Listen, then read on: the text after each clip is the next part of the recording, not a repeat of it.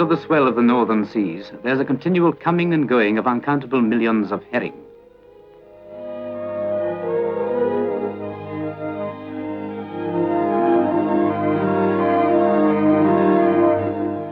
The shoals are rich, and there's danger for them everywhere. From the air, from under the sea,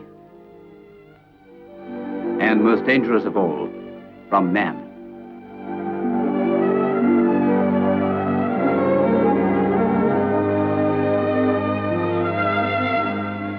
Every summer, drifters put out from Lerwick, Stornoway and Wick, from Fraserburgh, Peterhead and Eyemouth, from Berwick, North Shields and Scarborough, down to Yarmouth and Lowestoft, where the chase ends in the autumn.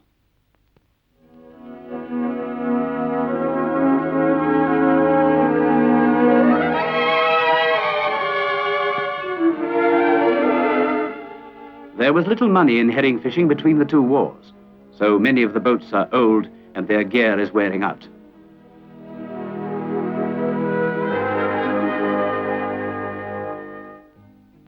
But now, new boats are being built, and the government helps demob men to buy them. Naval boats, in which a fisherman may have served, are being adapted for fishing.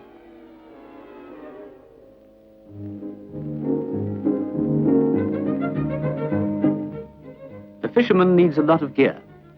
Nets, for instance, cost about £10 each, and a drifter may shoot 70 at a time, £700 worth. The crew must own 2 or 3 times as many to allow for losses.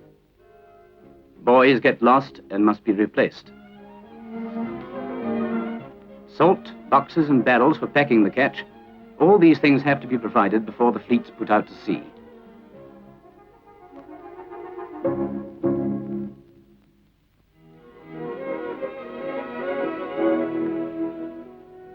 More than 100 boats put out from this Scottish port in an afternoon, nosing their way past the Golden Horn.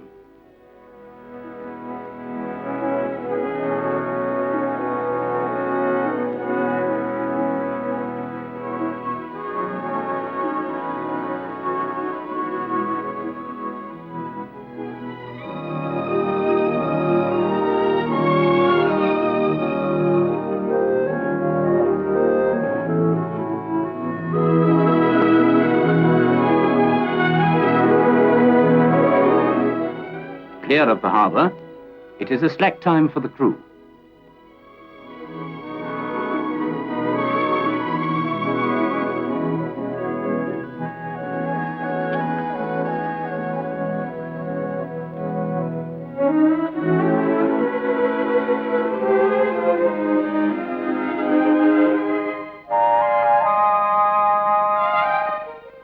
Perhaps 40 miles out, the skipper looks for the herring. Everything depends upon his judgment and his luck. Herring feed on plankton, a microscopic organism which skippers reckon gives an oily look to the water. It is a promise of herring, but not a sure one. At last, the skipper decides to shoot the nets. Maybe the herring are here, maybe another 10 miles out.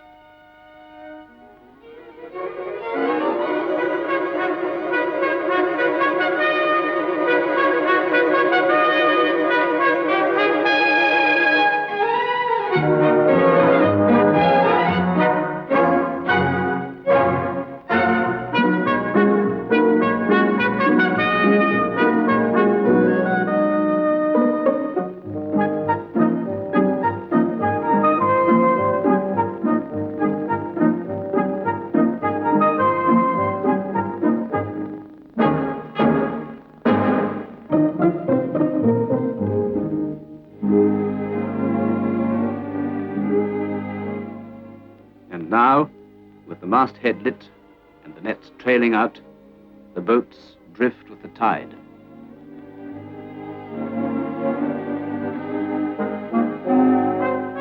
About 1 a.m., the skipper decides to haul the nets.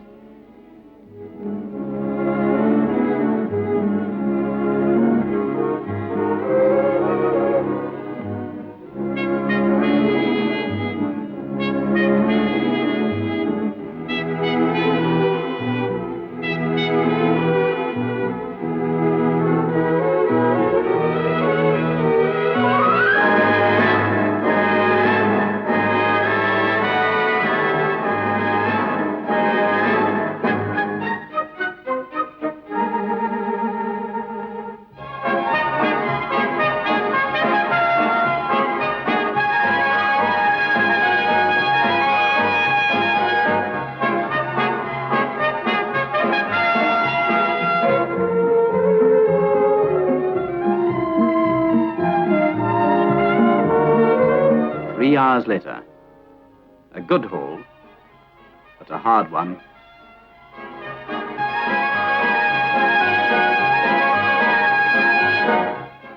There's about 50 kren on board, 9 tons of herring. The old traditional craft and wisdom and luck have filled the hold. Now it's full steam ahead for the market.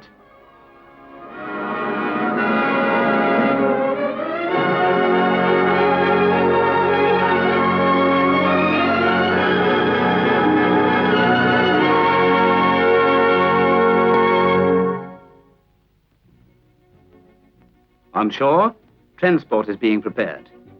Herring must be handled quickly.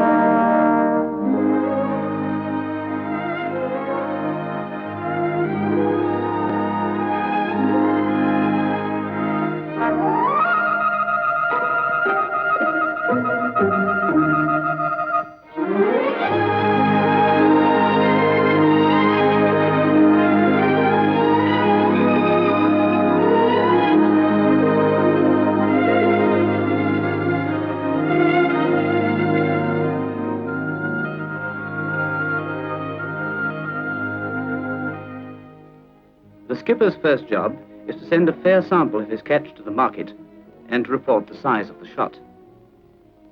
Herring are sold by an old measure, the kran, which is roughly equal to 3.5 hundredweights. Every catch used to be sold at a free auction, so that only too often heavy catches meant disaster in the market.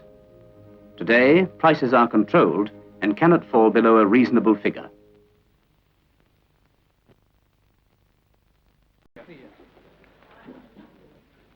As each sample arrives, the allocation officer disposes of the catch to buyers at a fixed price. How many? 10 ton and allowances. So fear. Dunbar. Yes. 4 crown. Woodyard, the balance. Woodyard? This system ensures a fair distribution of the herring, particularly when they are scarce.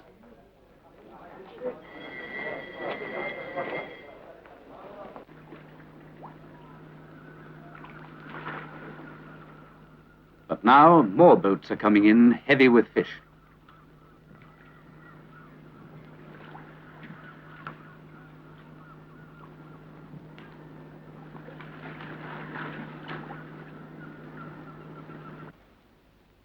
How many, Sandy? About 60 crown. 45 crown. 85.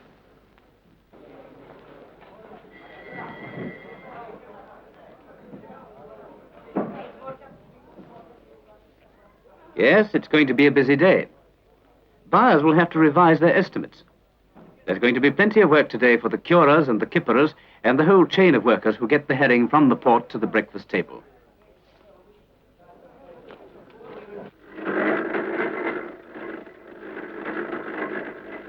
The herring must be moved quickly while they're still bright in the eye and the sea tang is on them.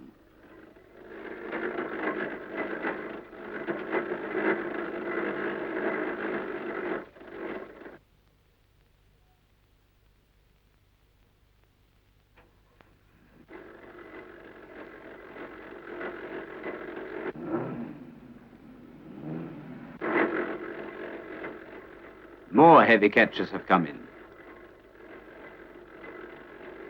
More transport will be required.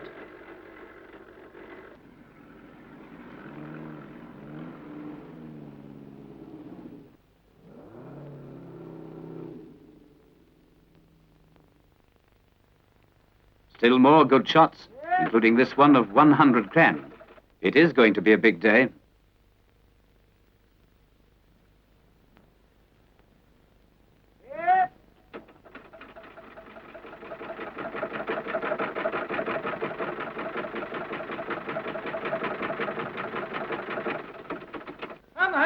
85, Bob, the start. I'm at 85, Bob. 85 Bob and a half. 85 a half. 86.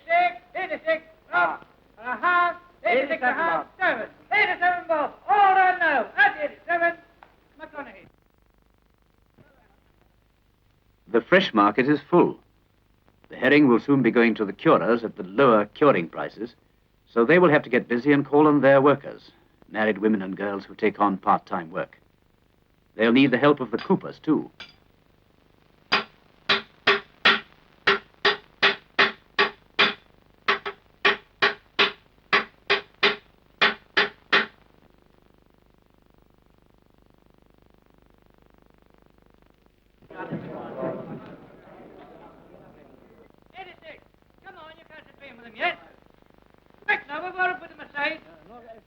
Once, this was the moment the fishermen dreaded.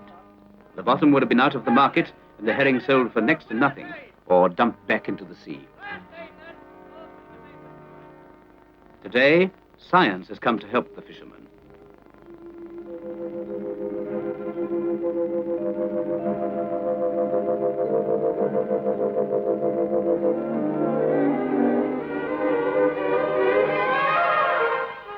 A quick freezing plant, working on the principle of air blast freezing, has been set up in Lerwick in the Shetlands.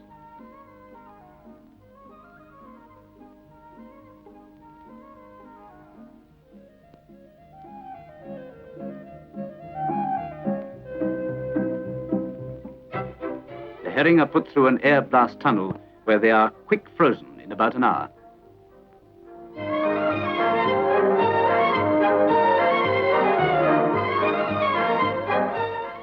Then they are sprayed with water, which freezes at once, sealing them in a film of ice.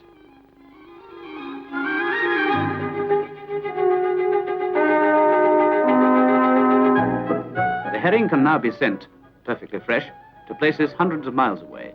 Or, if there's no immediate demand, they can be put into cold store.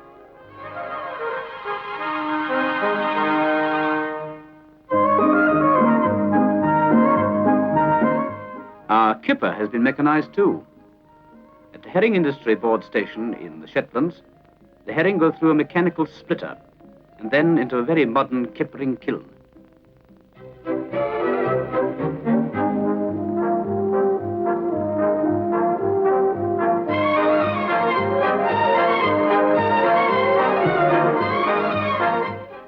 The heating is thermostatically controlled, but the kippering smoke still comes from oak chips.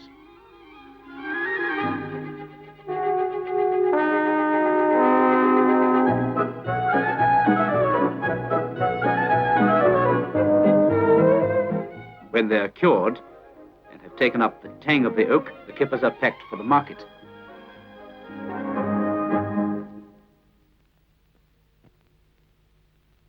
An old and still useful way of treating the catch is called klondiking.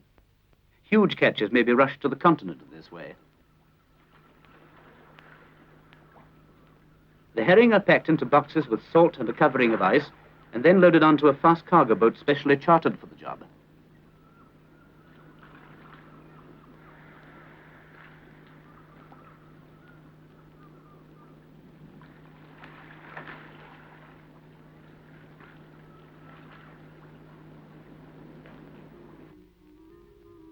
The canning factory opens the way to more distant markets.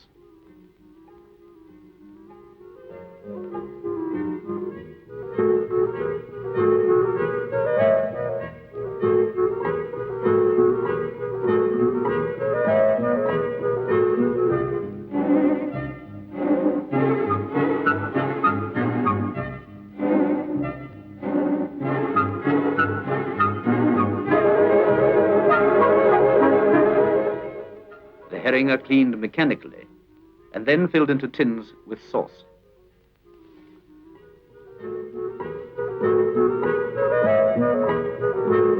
The tins are cooked in a battery of ovens, lacquered and labeled, and exported to the world.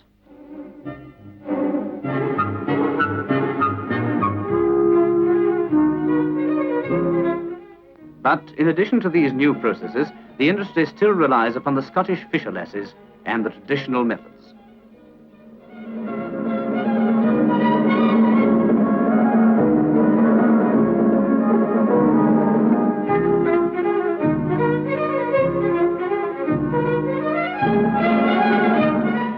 After hand gutting and cleaning, the herring are stacked for kippering in this old kiln.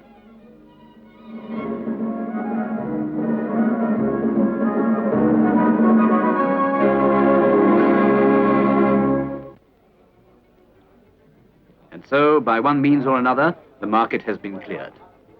Kipperers, curers, canners, buyers, middlemen, all busy getting the herring into the main streets and the by streets, into the shops and onto the table.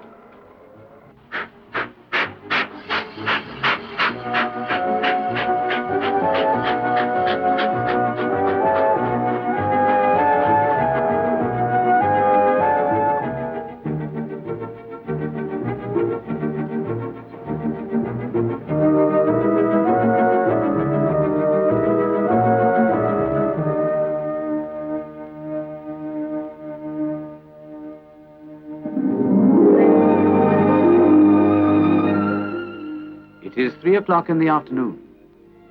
A new day has begun for the fishermen. Already the first boats are slipping away past the Golden Horn. How will they fare tonight?